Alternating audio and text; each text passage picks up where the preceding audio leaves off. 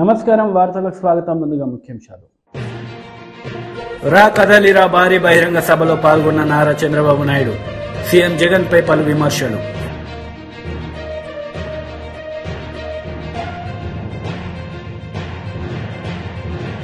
తొమ్మిదవ రోజు అసెంబ్లీ సమావేశంలో సీఎం రేవంత్ రెడ్డి పలు అంశాలపై వివరణ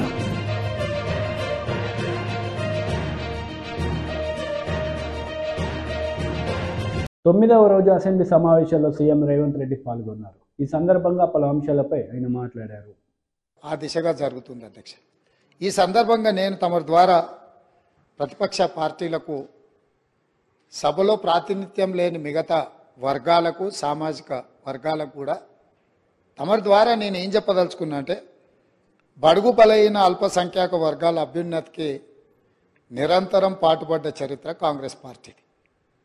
అందులో భాగంగానే కాంగ్రెస్ నేతృత్వంలో ఉన్న యూపీఏ 1 సందర్భంగా మైనారిటీల యొక్క అభ్యున్నతి కోసం వాళ్ళ ఆర్థిక స్థితిగతులను అంచనా వేసి వాళ్ళ మేలు కోసం వాళ్ళ అభివృద్ధి కోసం చర్యలు చేపట్టాలని ఆనాడు జస్టిస్ రాజేందర్ సచార్కం నేతృత్వంలో దేశంలోని ముస్లిం మైనారిటీ స్థితిగతుల అధ్యయనానికి ఉన్నత స్థాయి కమిటీ వేయడం జరిగింది అధ్యక్ష. ఆ రోజు ఆ కమిటీ చేసిన సమగ్ర అధ్యయనం చేసిన సిఫార్సులను ఆధారంగా ముస్లిం మైనారిటీ అభ్యున్నతికి కన్వీనియర్గన్ రీతిలో ఆ రోజు ప్రభుత్వం చర్యలు చేపట్టింది. అది చరిత్రలో కాంగ్రెస్ పార్టీ తీసుకున్న నిర్ణయాలు కూడా మన కళ్ళ ముందు ఉన్నాయి. ఇలాంటి అనుభవాలన్నిటిని క్రోడీకరించి మన రాష్ట్రంలో ప్రధానంగా అన్ని వర్గాలకు సంబంధించిన సమాచారాన్ని సేకరిస్తూనే వెనుకబడిన తరగతుల వారి యొక్క అభ్యున్నతి కోసం వారికి అవసరమైన ఆర్థిక సహాయాన్ని అదేవిధంగా రాజకీయంగా కానీ విద్యాపరంగా కానీ ఉద్యోగపరంగా కానీ అన్ని రకాలుగా ఆ వర్గాలకు ప్రభుత్వం అండగా నిలబడాలన్న ఆలోచనతోని మా నాయకుడు పార్లమెంట్ సభ్యుడు రాజీవ్ గాంధీ గారు వారసుడుగా రాహుల్ గాంధీ గారు ఏదైతే మాట ఇచ్చిండ్రో ఆ మాటను నిలబెట్టడానికి ఈరోజు ఈ ప్రభుత్వం పూర్తి స్థాయిలో ప్రయత్నం చేస్తుంది. అందుకే ఈరోజు ఏ విధంగా అయితే సచార్ కమిటీ ద్వారా మైనారిటీ వర్గాలకు మేలు జరగడానికి నిర్ణయాలు తీసుకున్నామో ఈరోజు కూడా ఈ సభలో శాస్త్రీయ పరంగా ఒక అంచనా సమగ్ర ప్రణాళికలు విధానాలను రూపొందిస్తాం. ఇందులో మరి ఎందుకు మా సభ్యులకు లేకపోతే సీనియర్ శాసనసభ్యులు మంత్రిగా వారికి సుదీర్ఘమైన అనుభవం ఉంది కడియం శ్రీహరి గారు. వారి అనుభవాన్ని ఉపయోగించి ప్రభుత్వానికి ఏమైనా సూచన చేసినా ఆ సూచనలు తీసుకొని భవిష్యత్ కార్యాచరణ నిర్ధారించుకోవడానికి ప్రభుత్వానికి ఎలాంటి భేషజాలు లేవు అధ్యక్ష. చాలా విస్పష్టంగా ఈ రాష్ట్రంలో ఉన్న జనాభా మొత్తం మీరు సమగ్ర కుటుంబ సర్వే చేసినామని గొప్పగా చెప్తున్నారు. ఇంతవరకు ఎప్పుడైనా ఆనాటి ప్రభుత్వం సమగ్ర కుటుంబ సర్వే చేసి ఈ సభలో వాటి వివరాలను ఎప్పుడైనా చెప్పినరా అధ్యక్ష? సమాజంలో ఉన్న ప్రజాప్రతినిధులకు కానీ ప్రజలకు కానీ ఆ సమగ్ర కుటుంబ సర్వే ఎప్పుడైనా అందుబాటులో పెట్టినరా అధ్యక్ష? దాదాపుగా 10 సంవత్సరాలు అవుతుంది. అదొక రహస్య నివేదికగా మీరు మాత్రమే సమగ్ర కుటుంబ సర్వే చేసి ఒకే ఒక్క కుటుంబము ఆ వివరాలన్నీ దాచిపెట్టుకొని వాళ్ళకు అవసరమైనప్పుడు వాళ్ళు చూసుకొని ఎన్నికలప్పుడు దాన్ని ఉపయోగించుకొని మిగతా సమయంలో ఎవరికి అందుబాటులో లేకుండా చేసింది. మాకు అట్లాంటి ఉద్దేశం లేదు అధ్యక్ష. మేము ఈరోజు ప్రవేశపెట్టిన తీర్మానంలో స్పష్టంగా వెనుకబడిన తరగతుల, షెడ్యూల్డ్ కులాల, షెడ్యూల్డ్ తెగల మరియు మిగతా బలహీన వర్గాలకు చెందిన ప్రజల అభ్యున్నతిని నిమిత్తం వివిధ సామాజిక ఆర్థిక విద్యాపరమైన ఉపాధి రాజకీయ అవకాశాల ప్రణాళికలను రూపొందించి అమలు పరిచేలా తెలంగాణ మంత్రివర్గం 4/2/2024 తేదీన చేసిన సిఫార్సు మేరకు తెలంగాణ రాష్ట్ర రా కదలిరా భారీ బహిరంగ సభలో టీడీపీ అధినేత నారా చంద్రబాబు నాయుడు పాల్గొన్నారు. ఈ సందర్భంగా ఆయన ప్రసంగించారు. సార్ వచ్చేసారు, తర్వాత అందరూ ఒక్కసారి వస్తే ఇబ్బంది పడతాం. చెన్నైకు పోయే పని లేకుండా ఇక్కడనే పనులు చేసుకునేవాళ్ళం. ఈరోజు పాసి పనులకు కూడా మట్టి పనులకు కూడా వేరే ప్రాంతానికి వలస వెళ్తున్నారంటే ఇది సిగ్గనిపించదా జగన్ రెడ్డి అని అడుగుతున్నా. ఎన్నికల ముందు చెప్పాడు అమరావతి రాజధాని చెప్పాడా లేదా అని మిమ్మల్ని అడుగుతున్నా. అసెంబ్లీ సాక్షిగా చెప్పాడా లేదా? ఎందుకు మాట మార్చావు? ఎందుకు మాట మార్చావు? ఇప్పుడు 3 రాజధానులు అన్నాడు, మళ్ళా 4వ రాజధాని హైదరాబాద్ అంటున్నాడు. మళ్ళా ఏమమ్మా భిక్షమెత్తుకుంటే ఆస్తిలో వాటా ఇస్తారా అని మిమ్మల్ని అడుగుతున్నా.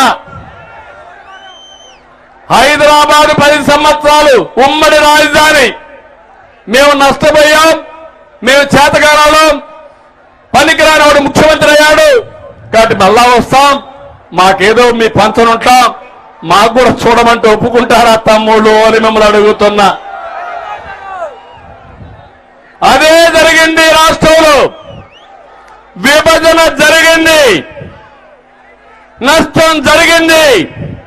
నేను పోరాడాను, ఆ రోజు కూడా ఒకటే చెప్పాను, మీరు విభజన చేస్తే ఇద్దరికి న్యాయం చేయండి, అప్పుడే విభజన చేయండి, లేకపోతే సరైన న్యాయం చేయమంటే ఆ రోజు కాంగ్రెస్ పార్టీ వినకుండా విభజన చేశారు.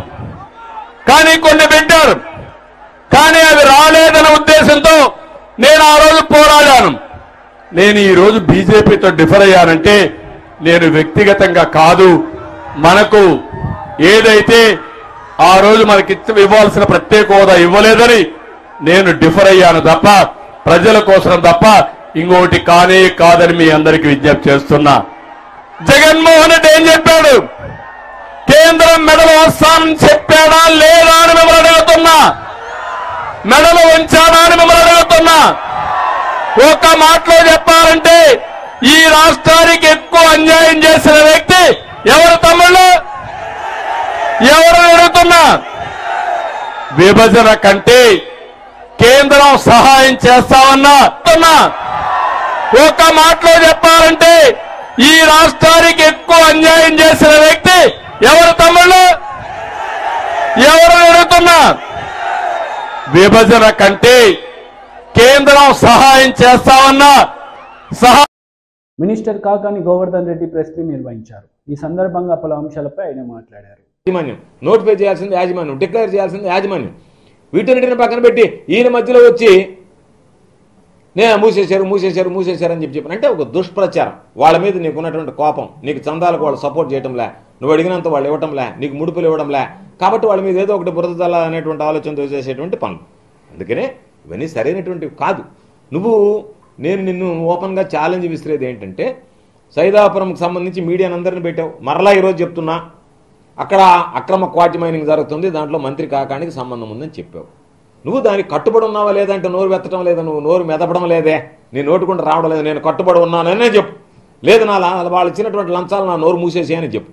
ఎందుకు చెప్తున్నానంటే ఖచ్చితంగా చెప్తున్నా, నేను పదే చెప్తున్నా. ఎందుకు చెప్తున్నా? నువ్వు అక్రమ మైనింగ్ జరుగుతుందని నెల్లూరులో సైదాపురంలో జరుగుతుందని పత్రికల సమావేశం పెట్టినటువంటి వాడివి, నేరుగా చెలో సైదాపురం అంటూ అక్కడికి వెళ్ళి హడావిడి చేసినటువంటి వాడివి. ఎందువల్ల ఈరోజు నీ నోరు మూతపడిపోయింది అంటే 11 వాటాలు నీకు ముట్టాయి కాబట్టి, ఆ వాటాలు మొత్తం నువ్వు నొక్కేవు కాబట్టి నీ నోటుకుండా ఈరోజు మాట రావడంలే. నీ బ్రతుకంతా నువ్వేదో చెప్తున్నావు ఫేక్, నీ బ్రతుకే ఫేక్ బ్రతుకు. చంద్రమోహన్ అనేవాడు బ్రతుకే ఫేక్ బ్రతుకు. నీ బ్రతుకే ఫేక్ బ్రతుకైతే నువ్వు మరలా అందరిని గురించి వాళ్ళు చేసేటువంటి చేష్టాలు ఫేక్, నీ బ్రతుకే, నీ జీవితమే ఫేక్ అనేటువంటి వాడు, నీ ఫేక్ బ్రతుకుతో బ్రతికేటువంటి వాడు నువ్వు. కాబట్టి నువ్వు కూడా మాట్లాడడం, నువ్వు కూడా ఏదో ఒకటి చెప్పడం, అది ఇది అని చెప్పడం సమంజసం కాదు, సరికాదు. కాబట్టి ఏదన్నా ఉంటే మనం రాజకీయంగా చూసుకుందాం. రేపెట్ట ఎన్నికలు వస్తున్నాయి, నువ్వు పోటీ చేస్తావు, నేను పోటీ చేస్తా, ఒకళ్ళ పాపం నీకు టికెట్ ఇస్తే. ఎందుకంటే నేను మనస్ఫూర్తిగా నీకు టికెట్ ఇవ్వాలని కోరుకునేటువంటి వాడిని నేను. ఎందుకంటే నీలాంటి ప్రత్యర్థి ఒకళ్ళ దరిద్రమే అయినా ఎవరికైనా పోటీ చేసేవాడికి, కానీ ఎవరైనా పోటీ చేసేవాడు గెలవాలని కోరుకుంటాడు. గెలవాలని కోరుకునేటప్పుడు నీలాంటి ప్రత్యర్థిని పాపం ఈరోజు విచిత్రం ఏంటంటే, నీలాంటి ప్రత్యర్థి ఉంటే బాగుండని జిల్లాలో చాలా నియోజకవర్గాలు పోటీ పడుతున్నాయి. మాకు సోమిరెడ్డిని తేకూడదా, మాకు సోమిరెడ్డిని పెట్టకూడదా అన్నట్టుగా. కాబట్టి అది నీ పరిస్థితి ఈరోజు. కాబట్టి రాజకీయాలు ఏదైనా ఉంటే రేపు నువ్వు నిలబడతావు. ఎందుకంటే ఎవరు టికెట్కి ముందుకు రావడం లేదు కాబట్టి నీకు తప్పదు. పాపం నువ్వు సిద్ధంగా ఉన్నావు, అందుకని నువ్వు నిలబడతావు, నేను నిలబడతా. ఎదురు నిలబడప్పుడు మన బలాబలాలు ఏందనేది ప్రజల్లోకి పోదాం, చూసుకుందాం. నువ్వు గెలవాలంటే నువ్వు గెలవు, నేను గెలవాలంటే నేను గెలవను. ప్రజలు ఆదరిస్తే గెలుస్తాం, ప్రజలు ఓట్లు వేస్తే గెలుస్తాం. నేను ఈసారి గెలుస్తాను అంటే నువ్వు ఎట్ట గెలుస్తావు? నువ్వు గుద్దుకుంటావా? కూర్చొని అన్నీ గుద్దుకోలేవు కదా, ప్రజలు వేయాలి కదా. నీకు ఇప్పటికి 4 సార్లు డాంచి నేను గెలుస్తానన్నా. ఇప్పుడు మరలా పాపం వాస్తు కూడా బాగలేదు, ఇల్లు కూడా మారినటువంటి మధ్య ఎవరో చెప్పారు వాస్తు బాగలేదు, ఇల్లు మారితే గెలుస్తాడంటే ఆ ఇల్లు కూడా మారి అన్ని ప్రయత్నాలు చేయి. పోయినసారి వాస్తు కదా సరిదిద్దావు, మళ్ళీ ఇప్పుడు ఇల్లు మారావు.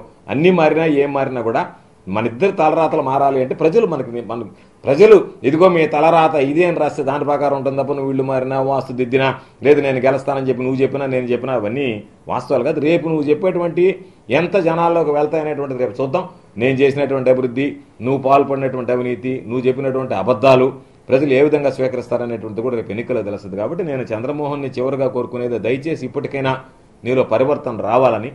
నువ్వు పాపం 5 కోట్లు 10 కోట్లకు ఆశపడి నిజంగా తల్లి లాంటి అందరికీ అభివృద్ధి 10 మందికి ఉపాధి చూపేటువంటి పోర్టు మీద విద్వేషకరమైనటువంటి TDP MLA Dolabala Veeranjaneya Swamy media సమావేశం నిర్వహించారు. ఈ సందర్భంగా పలు అంశాలపై ఆయన మాట్లాడారు. అధికారుల్ని ఒత్తిడి చేస్తూ అధికార దుర్వినియోగానికి పాల్పడుతున్నాడు. పాపం ఆయనకు ఓట్లు వేసిన వాళ్ళేమో మంచినీళ్ళు లేవని చెప్పి ధర్నాలు చేస్తున్నారు. ఆయన మాటని మంచినీళ్ళు చేసినటువంటి ఆయన పార్టీ నాయకులు కార్యకర్తలేమో ధర్నాలు చేస్తూ ఉన్నారు. అతనికి రివాజు కాన్స్టిట్యున్సీని వరుసగా మార్చిపోవటం. ఎర్రగొండపాలెం నుంచి నూతలపాడు, అక్కడి నుంచి ఎర్రగొండపాలెం, అక్కడి నుంచి మళ్ళీ కొండేపుకి వచ్చాడు. ఎప్పుడూ కూడా పనులు చేయాల్సి వచ్చింది కాబట్టి పారిపోతూ ఉంటాడు. ఈరోజు వాళ్ళు నీళ్ళకి అల్లాడుతున్నా కానీ ఆయన పట్టించుకోకుండా ఇక్కడ వాలంటీర్లతో మీటింగు, అధికారులతో మీటింగులు పెట్టి పోలీసులకు ఫోన్లు చేసి పాత కేసుల్లో ఉన్నటువంటి ముద్దాయిల్ని ఒత్తిడి చేయండి, తెలుగుదేశం పార్టీలో చేరిన వాళ్ళని పిలిపించి వాళ్ళ మీద ఏదో కేసులు పెట్టి మళ్ళీ తిరిగి తీసారండి అనేటువంటిది ఒక తెర రేపుతా ఉన్నాడు. ఇందులో భాగంగా తీసుకుంటే ఎలక్షన్ కమిషన్ ఒక పాలసీ ప్రకారం పక్క జిల్లాల నుంచి తహసీల్దార్ని ఎండిఓల్ని బదిలీలు చేశారు. ప్రకాశం జిల్లాకు వచ్చిన దానిలో మా సింగరాయకొండకి 3వ తేదీన నెల్లూరు జిల్లా నుంచి వచ్చినటువంటి శంకల రమణయ్య అనేటువంటి తహసీల్దార్ గారిని సింగరాయకొండకు పోస్ట్ చేశారు 3వ తేదీ. అదేవిధంగా 6వ తేదీన ఆయన ప్లేస్లో ట్రాన్స్ఫర్ చేసేసి జె ప్రసాదరావు అతన్ని ట్రాన్స్ఫర్ చేసుకొచ్చారు. అర్ధవీడిలో పోస్ట్ చేసిన ఆయన్ని తీసుకొచ్చి మళ్ళీ సింగరాయకొండకు పోస్ట్ చేశారు. 6వ తేదీ అయిపోయిన వెంటనే మళ్ళీ 7వ తేదీ ఈ అర్ధవీడిలో పోస్ట్ చేసినటువంటి ఆయన్ని మార్చేసి భవానీ శంకర్ అనే ఆయన్ని ట్రాన్స్ఫర్ చేశారు. ఇది 7/2/24 ఇచ్చినటువంటి కలెక్టర్ ప్రొసీడింగ్స్లో కూడా చాలా స్పష్టంగా మెన్షన్ చేయడం జరిగింది. ఇది ఎందుకు చేశారు అంటే కలెక్టర్ గారి దగ్గర నుంచి సమాధానం లేదు. ఇంతకన్నా ముందే ఎన్నికలకి ప్రాసెస్లో భాగంగా ఈ వీళ్ళు ప్రభుత్వం చేసుకున్న బదిలీల్లో అక్టోబర్ 22వ తారీఖున ఎవరైతే ఇక్కడ స్పెషల్ డిప్యూటీ కలెక్టర్గా vigilance and enforcement special deputy కలెక్టర్ని బదిలీ చేశారు. ఆయన కొండేపు నియోజకవర్గానికి ఈఆర్ఓగా ఉన్నారు. అది 22/10/23 ఇచ్చినటువంటి జీవో నంబర్ 2772 సీరియల్ నంబర్ 41లో వారు ఉన్నారు. సరే, ఆయన ప్లేస్లో సబ్స్టిట్యూట్ ఇవ్వనందున మొన్నటి వరకు ఆయన కొనసాగారు కొత్త ఓటర్ లిస్ట్ వచ్చేంతవరకు. ఆ తర్వాత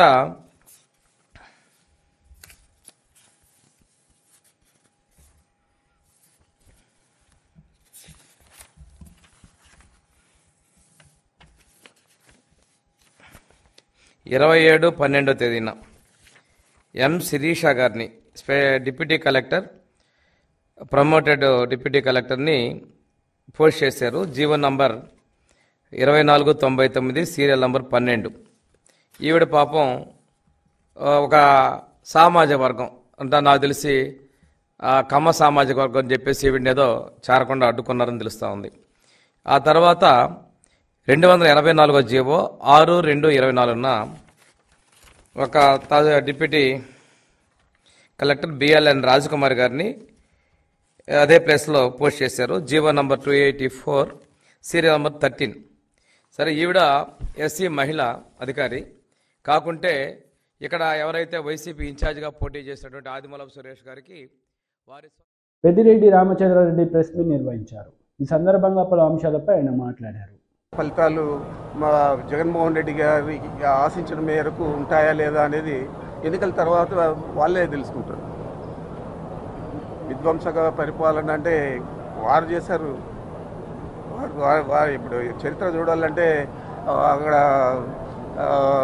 వంగవీటి మోహన్ రంగా దగ్గర నుంచి చూసుకోవాల విధ్వంసం యువతి అని.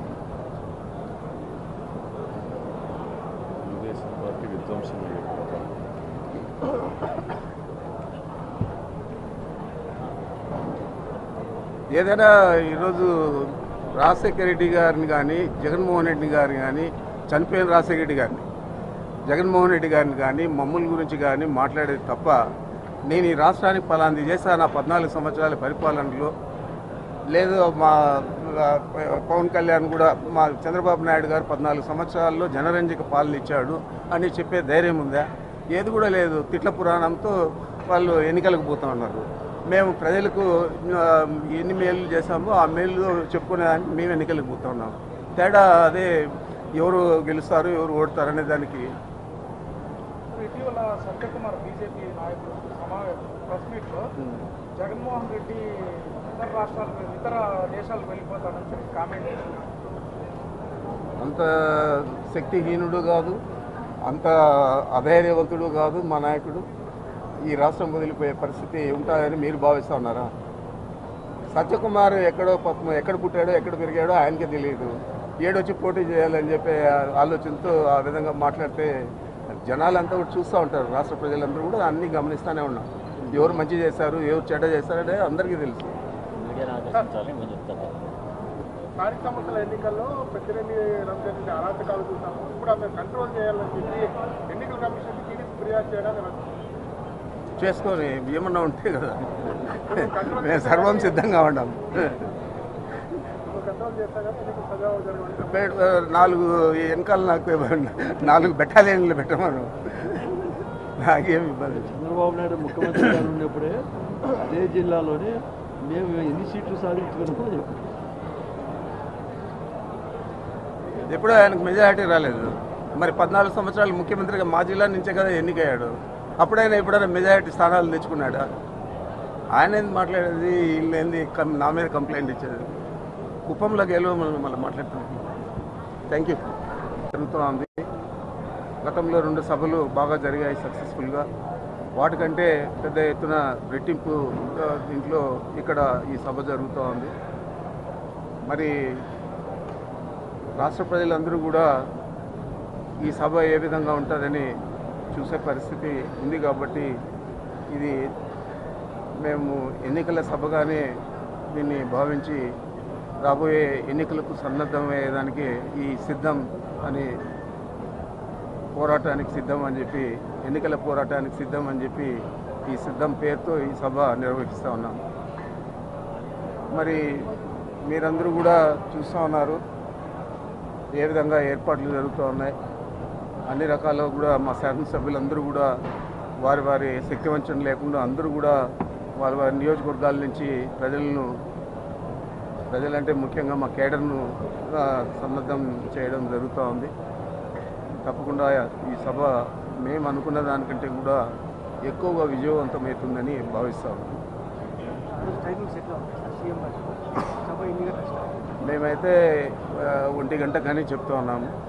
1 గంట కల్లా వచ్చి సభలో అందరూ సన్నద్ధులుగా ఉంటే వారు ఒక హాఫ్ అన్ అవర్ అట్లా ఆలస్యంగా రావచ్చు.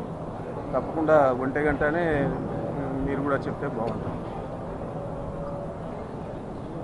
సార్, ఈ సభ ద్వారా ఏమన్నా నిర్ణయాలు ప్రకటించే అవకాశం ఉందా? ఏమన్నా మేనిఫెస్టో కానీ అంతా మీరే రాస్తూ ఉన్నారు, మీరే మీడియాలో చూపిస్తూ ఉన్నారు. మేము చెప్పేది ఏముంది? అదే ఇంకా అంటే ఓన్లీ 36 అవర్సే ఉండాలి కదా. ఆయన చెప్తాడు సీఎం గారు.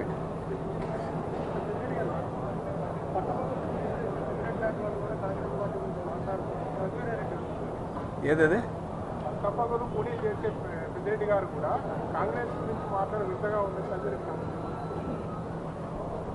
నా మీద ఎక్కడ కేసులు లేవు. నేను ఎప్పుడు కూడా అలాంటి పనులు చేయలేదు. మొదటి నుంచి వీళ్ళు ఒక ముఠా ఉన్నారు. కిరణ్ కుమార్ రెడ్డి, రఘువీరారెడ్డి. 9వ రోజు అసెంబ్లీ సమావేశంలో మంత్రి ఉత్తమ్ కుమార్ రెడ్డి పాల్గొన్నారు. ఈ సందర్భంగా పలు అంశాలపై ఆయన మాట్లాడారు. ఈ మేడిగడ్డ బ్యారేజ్ టెండరు 1800 కోట్లకు పిలువబడింది. వర్క్ అవార్డ్ అయింది 1800 crores. ఫైనల్ గా ఎంత అమౌంట్ పోయింది స్పీకర్ గారు? 4500 కోట్లకి. అసలు ఎప్పుడు ఎక్కడ స్వతంత్ర భారతదేశంలో గత ప్రభుత్వం చేసిన అవినీతి కరప్షన్ ఇరిగేషన్ శాఖలో ఎక్కడ జరుగుండదు. ఒక్కొక్క టెండరు అంటే మేడిగడ్డ బ్యారేజ్ ఒక ఉదాహరణగా టెండర్ కాల్ ఫార్ చేసింది 1800 crores. ఎల్ఎన్టీకి వర్క్ అవార్డ్ అయింది 1800 crores. అగ్రిమెంట్ అయింది 1800 కోట్లకి.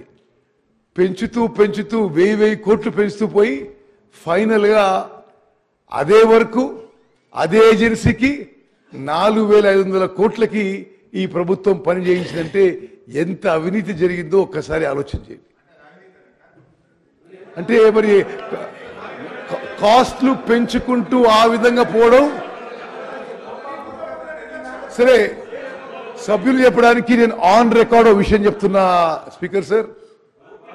ఇండిపెండెంట్ ఇండియాలో గత ప్రభుత్వంలో ఇరిగేషన్ సెక్టర్లో జరిగిన అవినీతి ఎక్కడ ఎప్పుడు జరగపోయినట్టు చెప్పుకుంటే మనం చేస్తున్నాం. స్పీకర్ సార్, ఈ విషయాలలో ఈ డ్యామ్స్ అండ్ బ్యారేజెస్ విషయంలో the national authority is the national dam safety authority. సరే, గత ప్రభుత్వంలో ఉన్న పెద్ద మనుషులు వాళ్లే చీఫ్ డిజైనర్లు, చీఫ్ ఇంజనీర్లు, చీఫ్ కన్స్ట్రక్టర్లు అన్ని వాళ్లే ఉండొచ్చు. కానీ దేశంలో రాజ్యాంగం ప్రకారం మాత్రం national dam safety authority has been created by an act of parliament. భారతదేశంలో ఉన్న డ్యామ్స్ బ్యారేజెస్ అన్ని మరి ప్రతి సంవత్సరం పరిశీలన చేసి అడ్వైస్ అండ్ డైరెక్షన్స్ ఇవ్వాల్సిన మరి power responsibility national dam safety authority ఉందని చెప్పి నేను మనం చేస్తున్నాను. ఈ national dam safety authority Medigadda barrage inspect చేసి ఏం రిపోర్ట్ ఇచ్చిందో యథాతథంగా మేము ఒక్క వర్డ్ అటు ఇటు మార్చలేదు అధ్యక్ష. వాళ్ళు ఏం చెప్తే అది మేము యావత్ తెలంగాణ ప్రజానీకానికి తెలియజేయాలని చెప్పి ఆ ఎన్డీఎస్ఏ రిపోర్ట్ ఒక ఎక్సెప్ట్స్ ఇందులో మేము మరి మీ ద్వారా సభ్యులందరికీ ప్రజలందరికీ తెలియజేస్తారు. The damage occurred due to a combination of issues involving planning, design, quality control and operation maintenance. చాలా స్పష్టంగా ఆ రిపోర్ట్లో మేడిగడ్డ బ్యారేజ్ ఇష్యూలో డిజైన్ కానీ, ప్లానింగ్ కానీ, క్వాలిటీ కంట్రోల్ కానీ, ఓఎండ్ఎం కానీ చాలా మరి నాసిరకం క్వాలిటీ అని చెప్పి ఎన్డీఎస్ఏ వాళ్ళ రిపోర్ట్లో లిఖితపూర్వకంగా ప్రభుత్వానికి మరి రిపోర్ట్ ఇవ్వడం జరిగింది. ఇంకో విషయం స్పీకర్ సార్, అక్టోబర్ 21 ఈ సంఘటన జరిగితే గత ప్రభుత్వం డిసెంబర్ 7 మా ప్రమాణ స్వీకారం వరకు వాళ్ళ ప్రభుత్వం ఉంది. ఏ ఒక్కరోజు కూడా మాజీ ముఖ్యమంత్రి కేసీఆర్ గారు ఆల్సో ఇరిగేషన్ మంత్రి ఉండే అక్టోబర్ 21 నుంచి డిసెంబర్ 7 వరకు ఒక్క మాట కూడా మాట్లాడలేని చెప్పిన విషయం మరి సభ్యులందరికీ గుర్తు చేస్తున్నా. అదేవిధంగా ఇప్పుడు ఆ ఎన్డీఎస్ఏ ఏమేమి చేసిందో, ఏమేమి రాసిందో మీకు చెప్తున్నా. There appears to be construction deficiency due to lack of stringent quality control. Quality control లేనందున మరి కన్స్ట్రక్షన్లో డెఫిషియన్సీ జరిగిందని నేషనల్ డ్యామ్ సేఫ్టీ అథారిటీ, అదో కాన్స్టిట్యూషనల్ బాడీ, వాళ్ళు లిఖితపూర్వకంగా ప్రభుత్వానికి రిపోర్ట్ ఇచ్చిన విషయం కూడా నేను మనం చేస్తున్నాను. ఇంకో చోట రిపోర్ట్లో there are deficiencies in the project planning and design as well. The barrage has been designed as floating structure but constructed as rigid structure. మరి ఎంత లోపం జరిగిందో దీని ద్వారా సభ్యులందరికీ గమనించాలని చెప్పి నేను మనవి చేస్తాను. వార్తలు ముగించే ముందు ముఖ్యాంశాలు మరోసారి. రా కదలిరా భారీ బహిరంగ సభలో పాల్గొన్న నారా చంద్రబాబు నాయుడు, సీఎం జగన్ పై పలు విమర్శలు.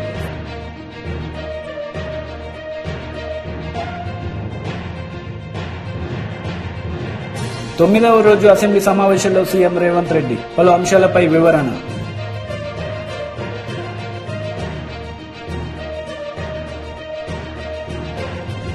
ఈ వార్తలు ఇంతటితో సమాప్తం. తిరిగి ప్రసారమయ్యే వార్తల్లో మళ్ళీ కలుద్దాం. అంతవరకు సెలవు. నమస్తే.